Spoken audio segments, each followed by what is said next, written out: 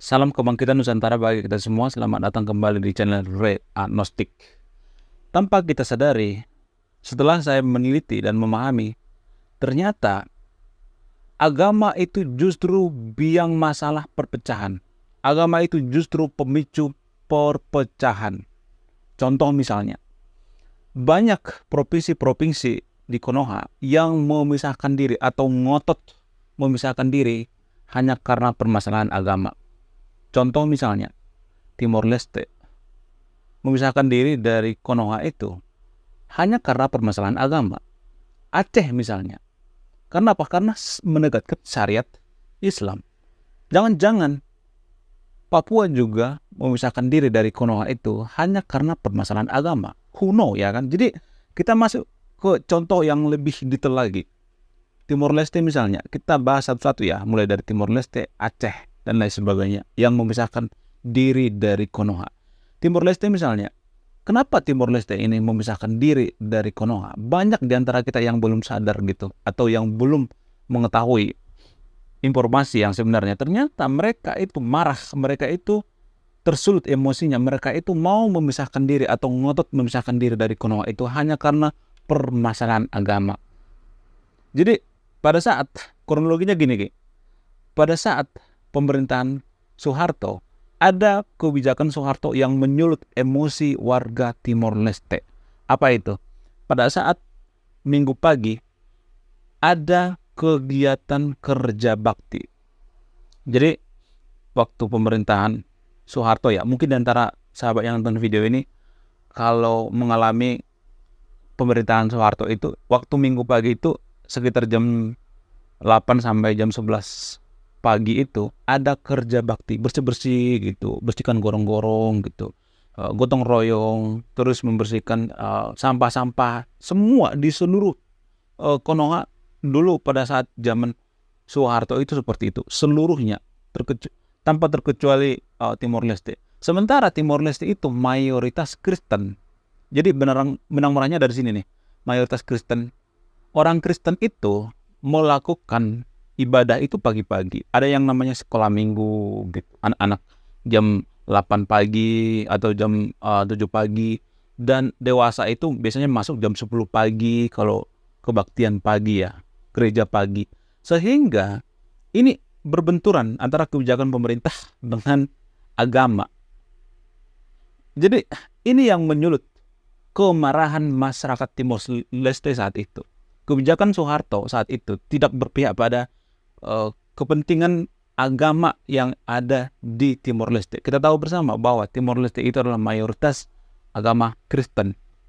Jadi kebijakan Soeharto yang harus diterapkan kerja bakti tiap minggu pagi ini menyulut kemarahan warga Timor Leste. Sehingga warga Timor Leste itu ngotot untuk memisahkan diri dengan Konoha. Mereka berpikir bahwa mereka itu seperti dianaktirikan. Jujur-jujuran aja deh. Di Konoha juga kan minoritas itu seperti dianaktirikan. Karena saya mengalami sendiri. Saya adalah bagian daripada minoritas. Jadi Anda yang nonton video ini tidak akan bisa merasakan gimana pahitnya, pedihnya minoritas. Rasanya seperti apa. Nggak bakal bisa dijelaskan. Kalau pengen Anda yang nonton video ini, misalnya sekarang yang mayoritas, pergi Anda ke luar negeri, jadi minoritas di sana. Nah, rasanya seperti itu tuh. Jadi warga Timor Leste saat itu merasa bahwa pedihnya menjadi minoritas di Konoha. Ya kan? Soeharto tidak memikirkan kepentingan minoritas. Ya tujuannya baik sih. Tujuan Soeharto itu baik untuk kerja bakti minggu pagi. Untuk kebersihan, goro-goro gitu, gorong-gorong, membersihkan semuanya, lingkungan. Ya tujuannya baik, tapi ini bertentangan dengan kebaktian pagi warga Timor Leste mau gereja. Jadi kebijakan ini tidak sesuai gitu. Jadi warga Timor Leste saat itu berpikir kita ini seperti tidak dipikirkan ya, seperti anak tiri ya, seperti diabaikan ya. Kita kan mau ibadah, mau gereja, masa kita disuruh kerja bakti? Itu yang menyulut emosi, itu yang bikin ngotot warga Timor Leste. Jadi kemerdekaan warga Timor Leste itu tidak hanya kemerdekaan dipengaruhi oleh nasionalisme, tapi dipengaruhi oleh agama. Jadi peraturan agama ini menyulut kemarahan daripada warga Timor Leste. Jadi sudah kelihatan kan poinnya. Jadi agama bisa saja memicu perpecahan, termasuk peraturan agama. Dan yang pertama kali mengatakan ini bukan saya. Dan saya mengambil referensi daripada apa? Referensi dari yang diucapkan oleh almarhum ekonom Indonesia, ekonom senior Indonesia, yaitu Pak Faisal Basri. Jadi Pak Faisal Basri pernah mengatakan ini di sebuah podcast Endgame di podcastnya Pak Gita Wirawan. Beliau mengatakan seperti itu. Yang menyulut emosi warga Timor Leste itu adalah karena kebijakan Soeharto yang tidak sesuai dengan kepentingan agama mayoritas saat itu di Timor Leste. Jadi sekarang kita masuk ke Aceh. Aceh itu kenapa ngotot memisahkan diri dengan Konoha? Jujur aja deh. Mereka itu pengen menerapkan syariat Islam kan? Iya kan, benar nggak? Makanya sekarang itu ada perda. Mereka sekarang menerapkan syariat tuh sekarang di Aceh. Aceh itu beda sendiri, udah beda sendiri. Aceh itu sudah, mohon maaf ya, sudah beda provinsi dengan Konoha. Bukan beda provinsi lagi, maksudnya beda negara gitu dengan Konoha. Di sana sudah menerapkan syariat Islam gitu, hukum cambuk gitu. Walaupun ya di sana masih banyak koruptor ya. Walaupun di sana koruptor di sana tidak dicambuk ya. Kalau ada melakukan maksiat di sana itu dicambuk gitu, dihukum seberat-beratnya gitu. Saya juga bingung ya, kenapa di Aceh itu justru orang yang melakukan maksiat itu dihukum seberat-beratnya daripada orang yang korupsi. Padahal kalau menurut saya pribadi ya, dosanya orang yang korupsi itu lebih gede daripada orang yang maksiat. Bukan berarti saya menyuruh yang nonton video ini untuk maksiat ya. Kenapa warga Aceh itu lebih fokus memerangi maksiat daripada korupsi? Ya sama-sama dosa sih, tapi kalau menurut saya pribadi korupsi itu dosa itu lebih gede karena dia menanggung dosanya itu banyak orang kan, itu kan duit orang masyarakat ya, duit masyarakat dikorupsi itu kan banyak orang ya, sehingga dosanya juga kan harus minta maaf gitu ke semuanya biar dosanya kehapus. Kalau kita mengkorupsi duit masyarakat itu kan kita harus minta maaf ke semua masyarakat satu-satu. Jadi kalau maksiat itu kan bisa aja suka kan sama si perempuannya atau si laki-lakinya. Itu kan dosanya kan dosa pribadi ya, bukan dosa seperti korupsi itu kan dosa publik ya. Jadi bukan berarti saya mengatakan bahwa maksiat itu dibolehkan ya, bukan berarti seperti itu ya. Mungkin kenapa warga Aceh, mohon maaf ya, lebih menghukum yang maksiat daripada yang korupsi ya, karena mungkin maksiat itu dinikmati sendiri gitu, nggak bagi-bagi gitu rasanya, nikmatnya gitu. Tapi kalau korupsi kan bisa aja dibagi-bagi ya kan, korupsi berjamaah maksudnya. Jadi kalau maksiat berjamaah kan nggak mungkin ya kan. ya mohon maaf ya, bisa aja seperti itu ya. Tapi saya melihat ya, Aceh itu memisahkan diri dengan Konoha, bukan Indonesia ya, tapi Konoha. Bisa aja karena faktor mereka menegakkan syariat Islam. Dan mereka juga diperbolehkan sekarang menerapkan syariat Islam. Ya mudah-mudahan Aceh menjadi provinsi terbaik ya. Mudah-mudahan Aceh menjadi provinsi yang paling kecil kasus pemerkosaannya di Indonesia menurut data BPS. Mudah-mudahan ya paling kecil ya, dengan mereka menerapkan syariat Islam itu. Tapi kalau menurut saya pribadi, zaman sekarang ini sudah tidak relevan lagi menggunakan hukum agama. Sudah tidak relevan lagi. Dan kalau kita perhatikan ya, secara tanpa kita sadari, 85% hukum perdata Konoha itu sudah menggunakan hukum agama tanpa kita sadari. Jadi secara langsung sebenarnya kita itu sudah menjadi negara agama. 85% tanpa kita sadari ya. Itu datanya, itu poinnya itu. Saya melihat ya, justru agama itu biang perpecahan, biang kerusuhan, Buktinya apa? Itu Liga Arab, Yaman, Qatar, Dubai. Itu kan satu negara ya dulu ya. Sekarang mereka pecah-pecah kok, walaupun satu agama. Coba, ada yang bisa bantah nggak? Kenapa mereka pecah, walaupun mereka satu agama? Agama itu ya, beda aliran aja bisa perang-perangan sampai ratusan tahun. Jangankan beda agama. Jadi, agama ini biang perpecahan sebenarnya. Menjadikan sekat-sekat di antara masyarakat. Jangankan menjadikan sekat-sekat. Jujur aja deh,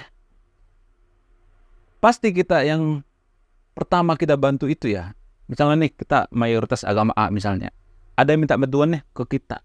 Orang yang beragama seagama dengan kita. Ada dua orang misalnya, ada yang beda agama, ada yang satu agama dengan kita. 99% orang akan membantu yang seagama dengan kita. Jujur aja deh, jangan bohong. Itulah asalnya kenapa Konoha ini selalu membantu negara lain yang seagama dengan Konoha. Karena embel-embel seiman, karena seagama. Jadi warga Konoha itu menganggap bahwa yang seagama itu adalah saudara kita. Kalau beda agama itu bukan saudara kita. Kalau beda agama, walaupun satu negara. Itulah bahayanya kalau menggunakan agama itu sebagai landasan bernegara. Sangat berbahaya sekali. Jadi zaman sekarang itu agama tidak jaminan orang untuk bersatu. Justru agama itu menjadikan sekat-sekat. Konoha tidak akan pernah bisa maju kalau menggunakan landasan agama. Contoh misalnya, kita punya tetangga yang beda agama dengan kita. Kita sering menganggap mereka itu bukan saudara. Padahal satu negara. Kita lebih menolong orang yang di negara lain yang jauhnya puluhan ribu kilometer daripada yang tetangga kita yang kelaparan. Karena embel-embel seiman. Karena tetangga kita itu bukan saudaraan sama kita.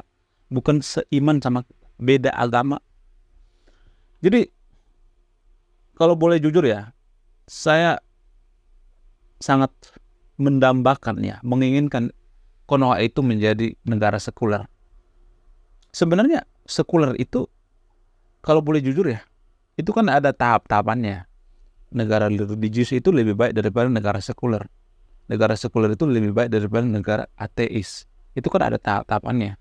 Jadi kalau saya melihat ya, daripada kita berlandaskan agama, tapi agama ini malah bikin keributan, malah dipolitisasi, malah dicoreng, dimanfaatkan, dijadikan topeng, dipolitisasi, digunakan untuk kepentingan pribadinya. Lebih baik kita negara sekuler.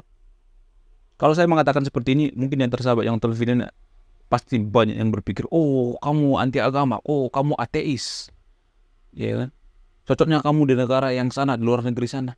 Jadi pemikiran-pemikiran seperti ini adalah pemikiran yang sangat tidak masuk akal, pemikiran-pemikiran yang sangat sempit.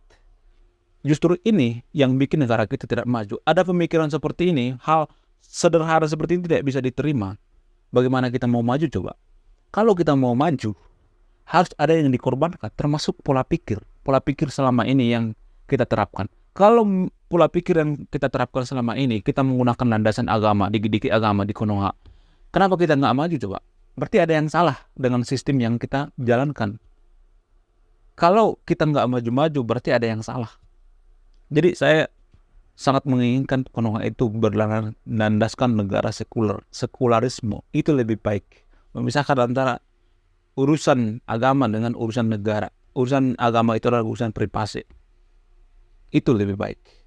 Karena apa? Karena keputusan-keputusan publik itu lebih baik didasari dari pemikiran-pemikiran yang saintifik, yang berdasar, yang berlogika, yang rasional, tidak berdasar pada agama yang lebih banyak halunya gitu.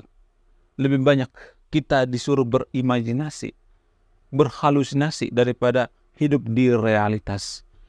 Saya tidak membenci agama. Saya menganggap bahwa agama itu adalah budaya. Kita menempatkan agama itu pada tempatnya. Jadi jangan dikit-dikit agama gitu, dikit-dikit agama gitu, dikit-dikit agama.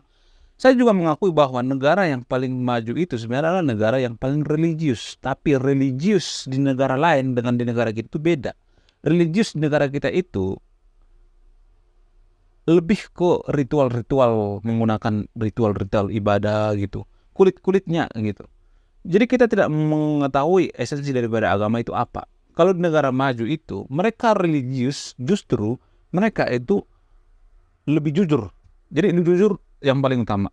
Karena agama di Konoha itu tidak pernah saya melihat mengajarkan kejujuran, nggak pernah. Bahkan mengajarkan kebohongan yang ada. Jujuran aja deh. Lebih banyak mengajarkan kebohongan daripada kejujuran. Jadi buat apa kita ngotot menggunakan landasan agama di Konoha? Buat apa? Nggak ada hasil kan? Jadi makanya saya katakan Timor Leste, Aceh, dan lain sebagainya itu justru mereka pisah karena berdasarkan agama. Iya, berdasarkan agama.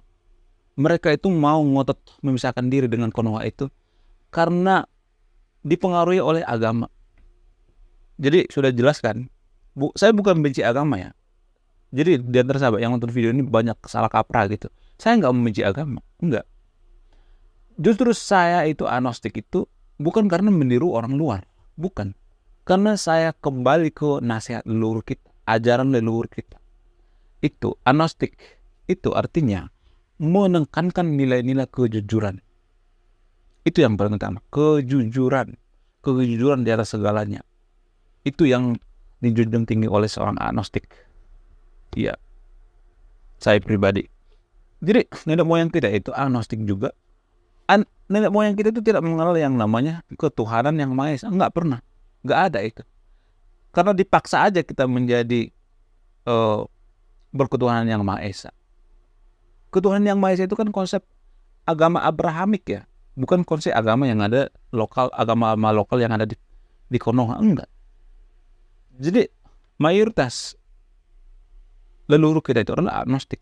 Jadi kalau saya memilih jadi agnostik itu, saya bukan meniru orang luar, tapi menuruti kembali ke ajaran leluhur kita. Leluhur kita itu tidak pernah mengajarkan rasisme dalam beragama. Agama saya yang paling benar, agama lain nggak pernah seperti itu, nggak pernah. Jadi sampai kiamat pun kita tidak akan bisa maju kalau kita selalu gotok-gotokan antar umat beragama. Beda agama, ribut. Beda pandangan, ribut. Beda aliran, ribut. Beda mazhab, ribut. Beda pandangan politik, ribut. Tidak ada tanpa ribut. Makanya saya katakan di video saya sebelumnya, kalau beragama itu bikin kita tidak tenang, bikin ribut, bikin konflik, bikin perpecahan, lebih baik saya pribadi nggak usah beragama sekalian. Makan itu agama. Beragama tapi ribut terus. Kotok-kotokan di mana-mana. Hanya karena masalah agama itu. Surga juga belum tentu ada kok. Tapi kita sudah terlalu halusinasi terhadap surga itu. Surga itu masih 50-50. Saya jujur mengatakan seperti ini. Karena saya tidak pernah melihat dengan mata kepala saya sendiri. Mungkin ada yang bantah misalnya, oh kamu kan gak lihat kentut. Kentut itu kan gak kelihatan. Sama seperti surga. Surga juga gak kelihatan. Jadi orang Konoha itu selalu memaksakan cocok logi antara kentut dengan surga. Itu yang jadi permasalahannya. Itu bukan apple to apple. Apple to apple itu artinya harus antara benda dengan benda. Gas dengan gas. Kentut itu kan gas ya. Udara kan. Jadi udara itu harus disamakan dengan udara. Itu kan apple to apple ya. Tapi kan Konoha kan selalu memaksakan antara kentut dengan surga. Surga itu kan tempat, wujud, benda. Jadi kalau apple to apple ya tempat ya tempat. Kentut ya kentut. Itu dua hal yang berbeda. Jadi orang Konoha itu kelihatan pinter gitu. Menyamakan antara kentut dengan surga. Saya sering berdebat dengan kaum agamis seperti itu. Mereka menyamakan antara kentut dengan surga. Kamu nggak lihat surga, nggak bisa dibuktikan surga. Ya kentut juga nggak bisa dibuktikan. Kan itu kan argumentasi warga Konoha. Padahal kan itu bukan apple to apple. Kentut itu kan gas. Surga itu kan benda, wujud. Jadi nggak bisa dong disamakan antara kentut dengan surga. Itu kan argumentasi warga Konoha yang bikin otak keblinger kan. Kalau logikanya kuat, itu dia nggak bakalan kemakan itu. Metafora-metafora seperti itu. Cocok logi yang dipaksakan seperti itu. Antara kentut dengan surga itu kan dua hal yang berbeda. Konteksnya beda. Bukan apple to apple. Oke. Sekian video ini. Sebelum saya marah-marah lagi, saya akan mau ke surga dulu. Mau nyari bidadari. Saya Ray Konoha. Salam rasional.